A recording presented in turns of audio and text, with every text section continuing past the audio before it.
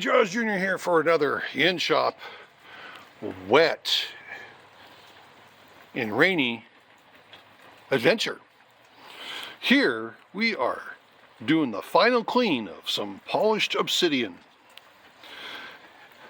Went through my final cleaning process, so as you can tell, you can see the bubbles on there from the Dawn dish soap that I use as my cleaning supply, or as my cleaning agent. And so I'm going to give these a quick rinse off. We're going to take them in on the bench.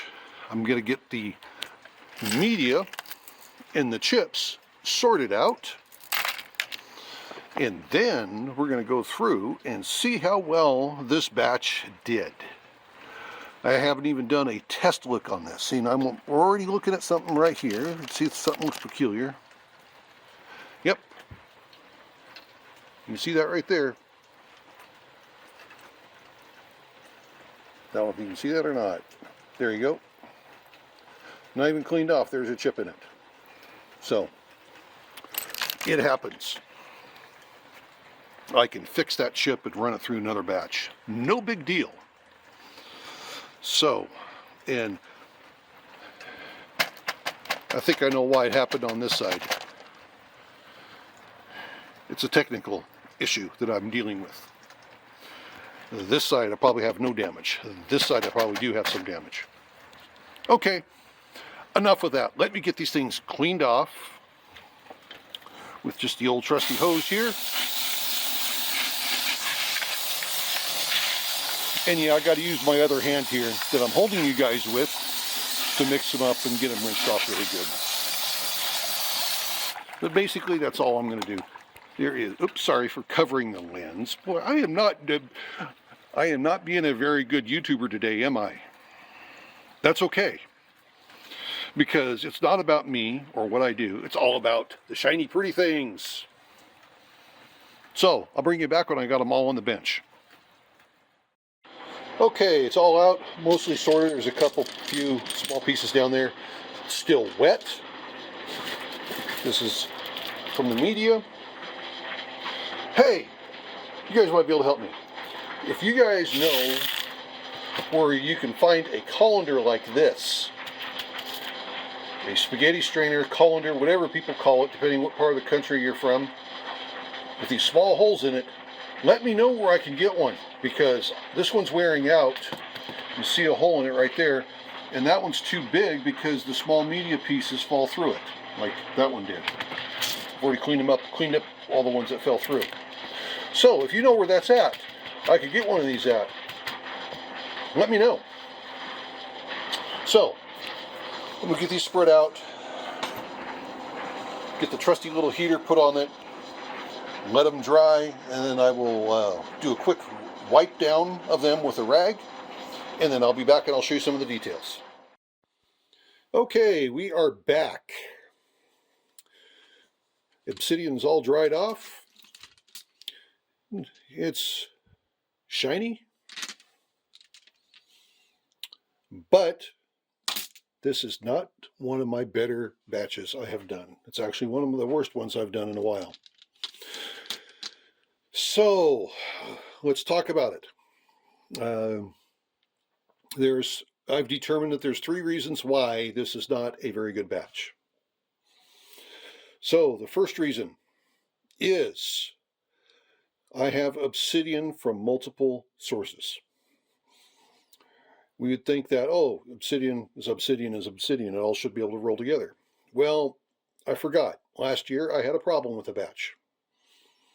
So I ran an experiment and discovered when I roll obsidian from Davis Creek, California, with obsidian from Glass Butte, and there's some more Davis Creek in here, that's a piece of it there, with obsidian from Glass Butte, and there's, like I said, there's a few more pieces down in here of it, I've gotten damage. So, and I completely spaced that out. Even different types of obsidian from Glass Butte you got this mahogany here.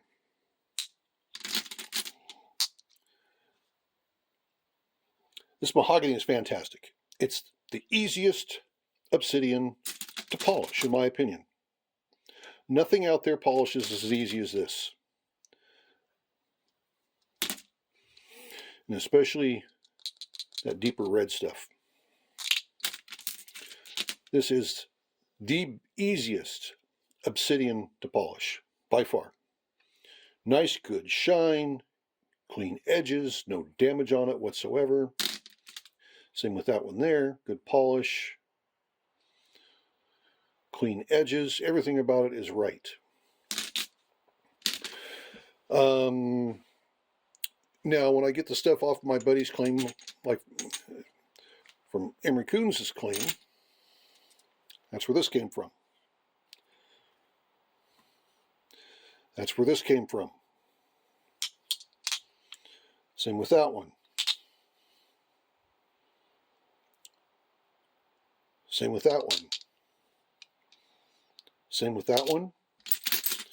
And same with that one there. This stuff damages a lot easier. Oh, there's one too. Let me see. I don't know where that one's from. That's okay. No, that's a Davis Creek piece. Interesting. So I've noticed that when I tumble the material that I got off of his claim, that when I was out there with him picking this stuff up, that it is more prone to take damage than other obsidian types. Now, somewhere in here, I have a piece of, there we go, this is it. This is Triflow. Triflow because it's the black, the red, the mahogany in it, with the clear.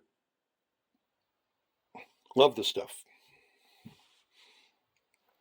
This is good. This is good. I almost had no issues with polishing this. Gray banded. No problem. Silver sheen. No problem. So, even the locations from out there at Glass Butte, I've got to try to keep like type material together. The other issue is I overfilled my barrels with obsidian. I should have had about that much going. Actually, there we go. Not like that. And more media.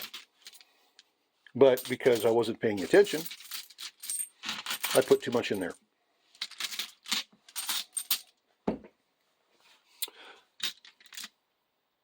Another piece with impact damage.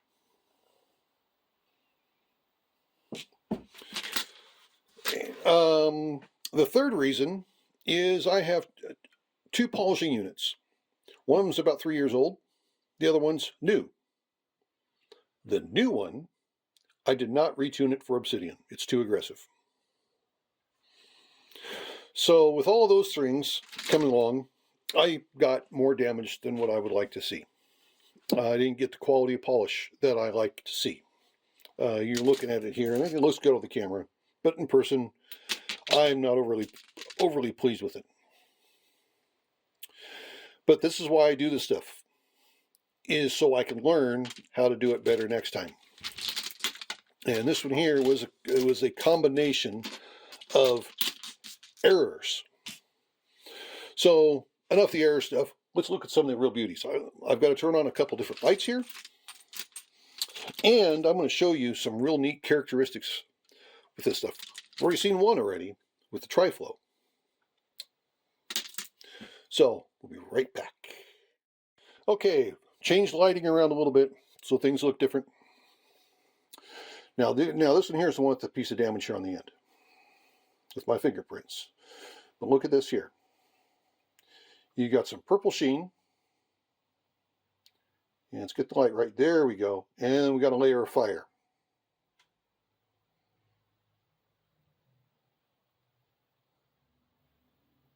and you can actually see the fire reflect up through the sheen. That's unique.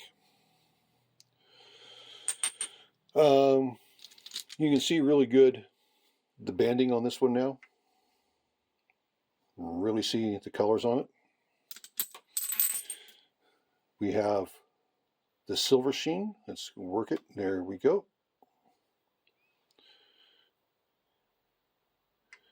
I know, I could see it. That was not from tumbling damage. That was from me. I didn't remember to finish correcting that prior to medium grit.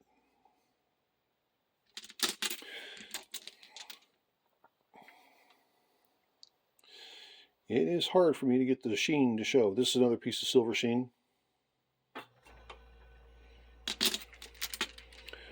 What else have I got in here? I know I've got some gold sheen in here too.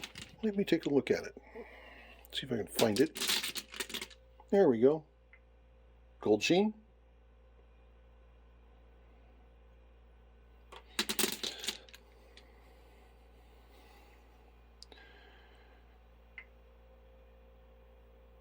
Now there's some more fire in here.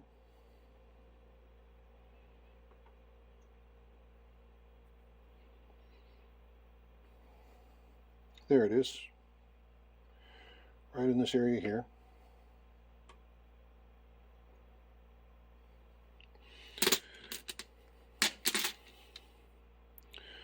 There's just some very cool pieces in this entire mix here. A little bit of rainbow. This is Davis Creek. And this again, Davis Creek there.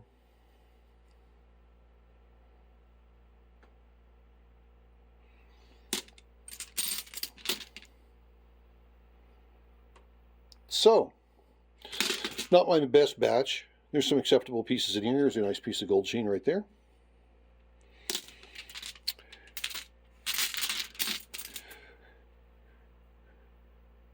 I just have to learn how to do a few things differently. Nice little thin piece of silver sheen.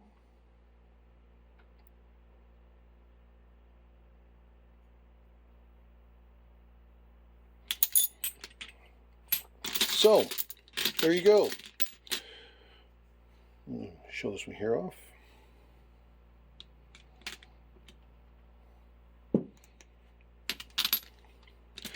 Not my best batch, but it is still shiny. And that's what I want to do, is just make this stuff as shiny as possible.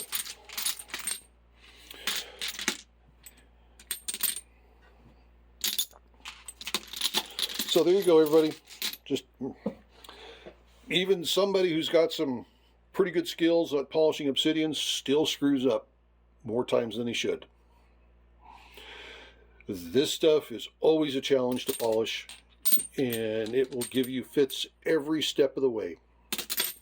I wish it would have turned out better, but I got what I got, and we'll go from there. The next batch of polished obsidian we're going to show you is going to be something pretty special to me. It's going to be some snowflake. And if you're not familiar with snowflake is, snowflake. And that'll be the next video. Let's hope I do a better job with that stuff than I did with this. So just remember, everyone's life is an adventure. Then there's mine screwing up this obsidian batch. This is the Adventures of Jaws Jr. Have a good one, everybody. See ya.